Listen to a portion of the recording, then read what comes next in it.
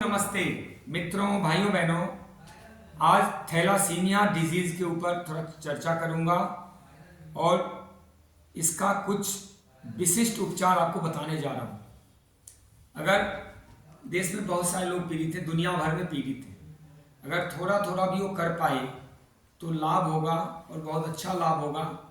यद्यपि मैं ये नहीं कहूँगा कि ये रोग समाप्त हो जाएगा, क्योंकि यह हेरिडिटरी का रोग है, वंशानुगत रोग है।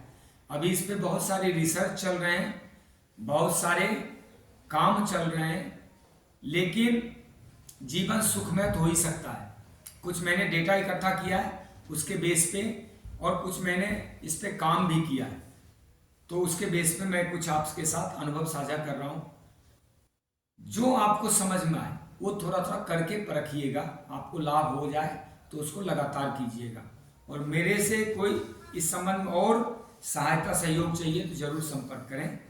देखिए, थैलासीमिया जो है ना, इसके मूल में एक बात होती है कि जो शादी विवाह का मामला है, शादी विवाह के मामले में आजकल लोग कहीं कहीं करते हैं हायर सोसाइटी में, लेकिन नहीं कर रहे हैं अभी भी। ब्लड टेस्ट जरूर करना चाहिए। ब्लड ग्रुप का मिलान बहुत इंपॉर्टेंट है। यद्यपि हमारे सनातन धर्म में क्या है कि 3 गोत्र छोड़ा जाता है, 3 गोत्र में शादी विवाह वर्जित है। अब जो पिता का गोत्र है और माता का गोत्र है और दादी का गोत्र है, इन 3 गोत्र में विवाह नहीं होते। लेकिन आजकल लोग एक ही गोत्र छोड़ रहे हैं, पिता का गोत्र। गोत्र मतलब गुणसूत्र होता है वास्तव में, जिस गुणसूत्र से संतान उत्पत्ति की व्यवस्था होती है। वो ब्लड का, इसके कई कारण होते हैं। एक तो कारण होता है कि हमारे पास जो कोई भी आए, हमारी रिश्तेदारी हो, उसमें नए नए टैलेंट आए, बाहर से आए, दूर से आए, तो अच्छे टैलेंट आएंगे तो हमारी समाज की उन्नति होगी, हमारे समाज में और विकसित लोग जुड़ेंगे, ऊंचे दिमाग वाले जुड़े, अच्छे लोग जुड़े। दूसरा होता है कि दूर गोत्र छोड़ के शादी करने का लाभ ये होता है कि किसी प्रकार का वंशानुगत रोग व्याधि है उसके खतरे नहीं रहते। ये जो बच्चे विकलांग होते हैं, बच्चे अपंग हो जाते हैं या दिव्यांग जो भी कहते हैं, ये सब उसी कारण माना जाता है। इस पे बहुत सारे रिसर्च होंगे और रिसर्च आगे भी हो रहे हैं, तो इसके बेस पे थोड़ा सा जानकारी दिया कि गोत्र कम से कम, अगर ब्लड टेस्ट नहीं कर सकते इतना कुछ नहीं तो कम से कम 2-3 गोत्र छोड़ के करने से, जो कि हमारे धर्म में व्यवस्था है। हालांकि अंग्रेजी कानून में आधुनिक जीवन शैली इसको कोई मानता नहीं है। एक मैं आगे इसका वीडियो बनाऊंगा, कौन से ब्लड ग्रुप में, कौन से ब्लड ग्रुप के विवाह में सही रहता है और कौन सा गलत। चलिए आगे बढ़ते हैं। तो इसमें क्या है कि हीमोग्लोबिन पूरा नहीं बनता। ये इस रोग में HB, जिसको खून कहते हैं, वो पूरा बनता नहीं है और खून की बहुत अधिक कमी हो जाती है। लगभग हर महीने खून चढ़ाना ही पड़ता है, नहीं तो मृत्यु हो जाती है। सीधी सीधी बात है, शरीर में खून बनता नहीं है, बाहरी खून से उसको जिंदा रखा जाता है। खून चढ़ाने के बावजूद भी शरीर उसको अस्थायी रूप से स्वीकार नहीं करता है। 15 दिन से 1 महीने में खून पानी हो जाता है, खत्म हो जाता है, खराब हो जाता है। यानी एक बात तो तय हो गया कि कोई भी ब्लड अगर बाहर से चढ़ाते हैं तो इमरजेंसी में ही चढ़ा सकते हैं। ऐसे कोई सोचे मैं ब्लड चढ़ा लूँ और खून मेरे शरीर में रुक जाए बाहरी, तो संभव नहीं है। जब तक शरीर खून बनाएगा नहीं तब तक जो है उसका शरीर संचालित नहीं होगा, बाहरी खून से कब तक जिएगा। तो खून जो होता है, जो चढ़वाते हैं, जिसको ब्लड डोनेशन या ब्लड ट्रांसफ्यूजन कहते हैं, वो सिर्फ तात्कालिक ही होता है। जैसे एक्सीडेंट हो गया, कहीं खून की कमी ऑपरेशन वगैरह पर जाती है, तो तात्कालिक जीवन रक्षा के लिए बहुत जरूरी है। लेकिन अगर आप ये सोचें कि लगातार बाहरी खून से कोई जीवन जी ले तो संभव नहीं होता। ये थैलासीमिया उसका एक प्रमाण है। हर 15 से 1 महीने में, 15 दिन से 1 महीने में खून खराब हो जाता है। देखिए इसके लक्षण क्या है वो थोड़ा समझते हैं। डेटा जो कह रहा है पीलापन हो जाता है, आयु के अनुसार शरीर का विकास नहीं होता है, शरीर बढ़ता नहीं है, लीवर, स्प्लीन यानी जिगर, तिल्ली, हृदय का आकार बहुत बढ़ जाता है, खून में हीमोग्लोबिन का परसेंटेज बहुत कम रहता है, तन और मन दोनों कमजोर रहते हैं। इन्हें थैलासीमिया मेजर कहते हैं। मेजर मतलब ये बड़ा रोग हो गया। इसमें 2 भाग हैं, एक मेजर है, ट्रेट है।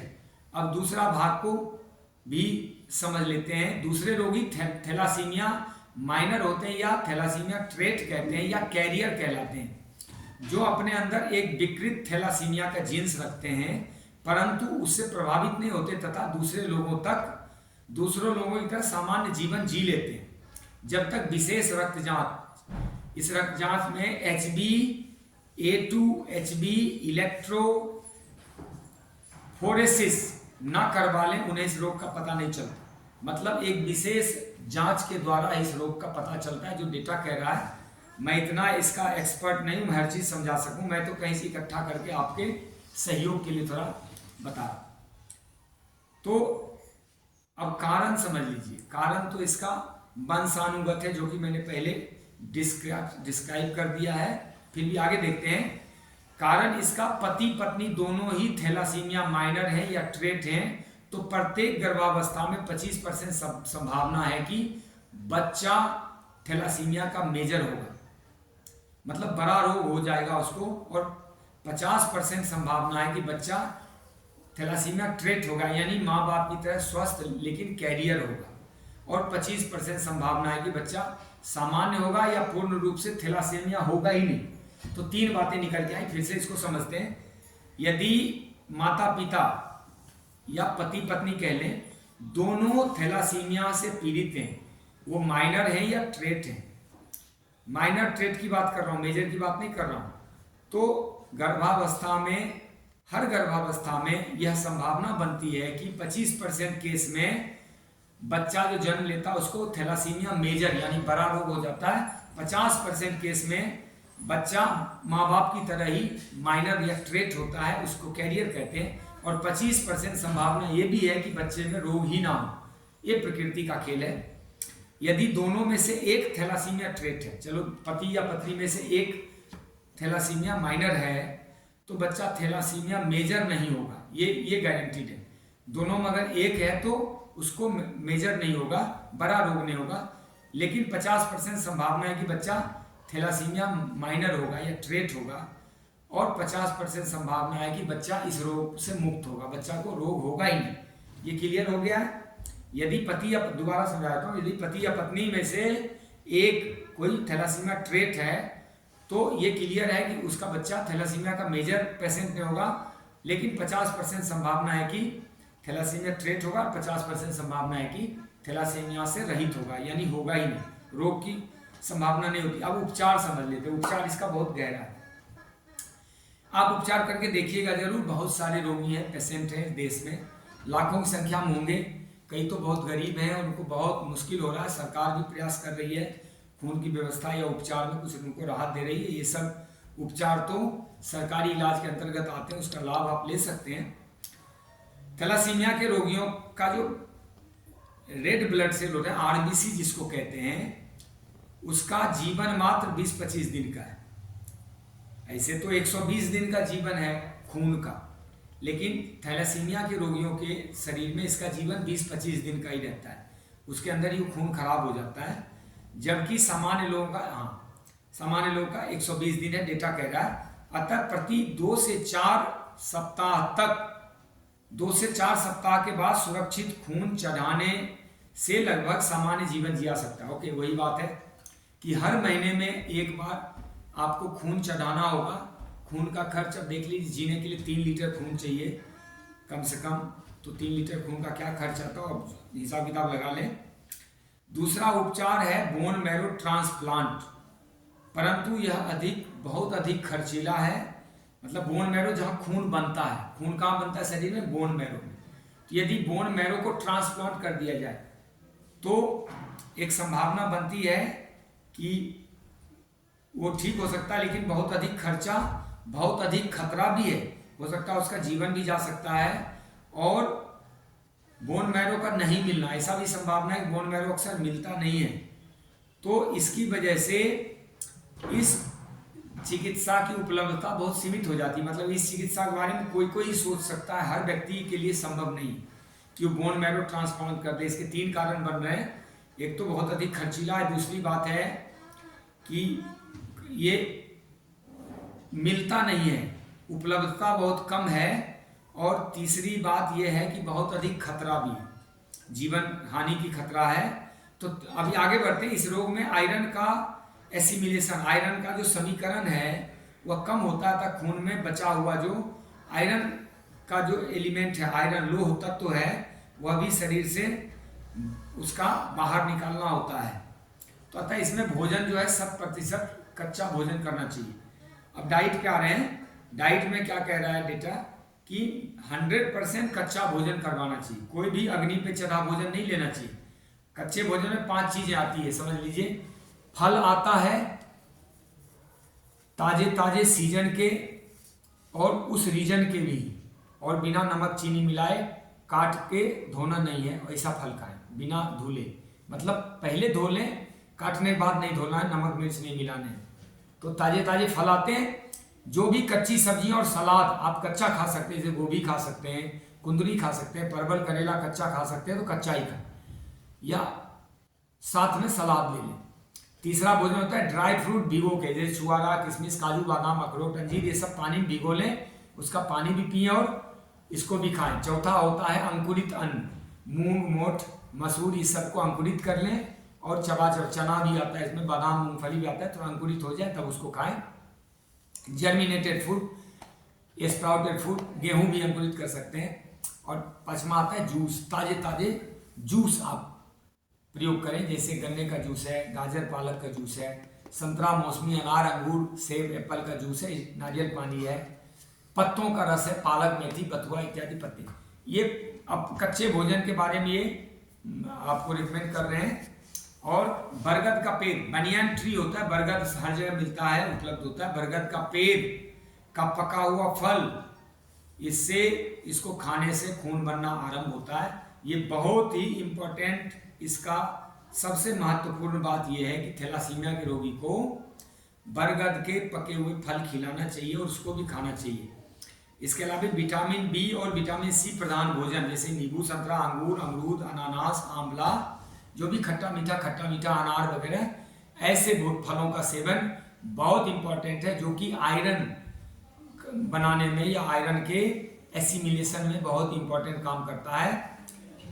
देसी बछिया का ताजा गोमूत्र अद्भुत काम करता है इसमें।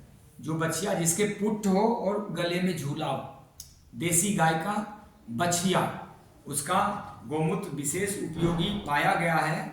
वैज्ञानिक मालिश और धूप में लेटना, जैसे वैज्ञानिक मालिश क्या होता है, तिल के तेल से होता है या महुए के तेल, वो सीजन वाइज, जैतून वगैरह का भी तेल यूज होता है, सरसों का, लेकिन सीजन के अनुसार, कैसा सीजन, मसाज होने चाहिए उसको। और धूप सेवन 2-3 घंटे रोज। धूप भी कैसे, जहाँ पे खुली धूप हो, खुली हवा हो, जमीन पे मतलब बढ़िया मिट्टी हो, और मिट्टी पे पानी डाल दें थोड़ा, उस पानी पे ही लेट जाए। उसमें आपको 5 तत्व मिलता है, पृथ्वी, जल, अग्नि, वायु, आकाश। तो ऐसी जगह पे धूप स्नान करें। गेहूं के जवारे का रस, गेहूं की जो कोपले होती है, इतनी सी आती है, पत्ते छोटे, जब 20-25 दिन का गेहूं होता है, उस गेहूं को उबाल के, इसमें क्या करना चाहिए कि एक गमला ले लें, 15-20 गमला लें, एक नहीं 15-20 गमला ले लें, सब में मिट्टी, गोबर और रेती मिला के छोड़ दें। हर दिन एक गमले में गेहूं डालना है, एक चुटकी।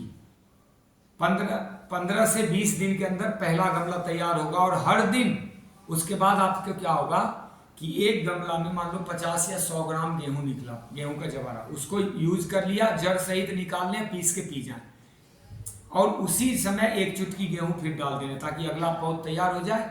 और फिर दूसरे दिन दूसरा गमला में उखाड़ें, फिर नया लगा दें उसी में, फिर उखाड़ें, फिर लें। ऐसे करके आप डेली कई महीने तक गेहूं जवारे का सेवन आप कर सकते हैं। रोगी को अधिक से अधिक नंगे पांव मिट्टी और घास पे चलना चाहिए, ओस पे भी चलना चाहिए।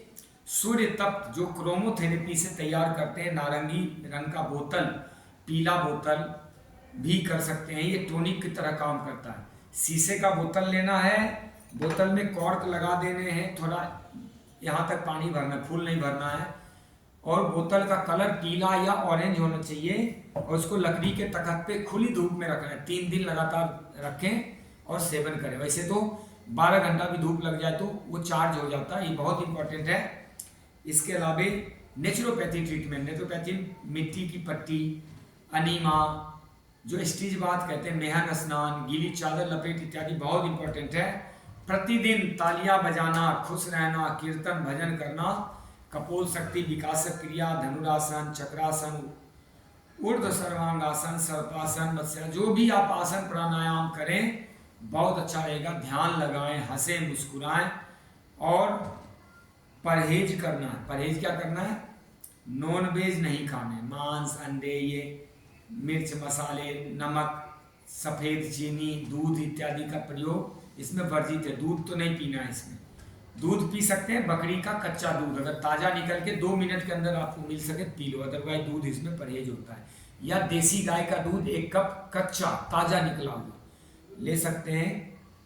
और इसमें जो है bakery product, packed drink, packed food, नशा वाली चीज़ें कोई भी, दारू, शराब, बीड़ी, सिगरेट, खैनी, गुटखा नहीं खाने हैं। और इसमें रिफाइंड वगैरह कोई भी रिफाइंड चीज़ नहीं खानी, यानी bakery product, non veg product, packed food, गेहूं हो गया, दूध हो गया, सना मिक्स अनाज की रोटी चावल खाएं। अगर आप इसमें से कुछ भी करते हैं तो परम लाभकारी होगा। इतना बड़ा विशेषज्ञ तो नहीं हूँ मैं, लेकिन जो मैं तो कई वर्षों से नेचुरोपैथी कर रहा हूँ। कुछ लोग हमारे पास आए, यद्यपि उन्होंने पूरा उपचार नहीं कर पाए, इसलिए मेरे पास कोई रिसर्च नहीं है। लेकिन जो रिसर्च उपलब्ध है गूगल वगैरह के माध्यम से, उसके बेस पे मैंने कुछ चीज़ें तैयार करके आपके सामने प्रस्तुत करी हैं। यदि आपको अच्छा लगे और आप पहले प्रयोग करके देखें, इसमें नुकसान तो कुछ है नहीं, लाभ ही लाभ है। कुछ लाभ हो तो उस पर और आगे बढ़ें और अपना कल्याण करें। कुछ चीज़ समझ में ना आया हो तो मुझसे संपर्क करें। जय श्री राम, आपका कल्याण हो।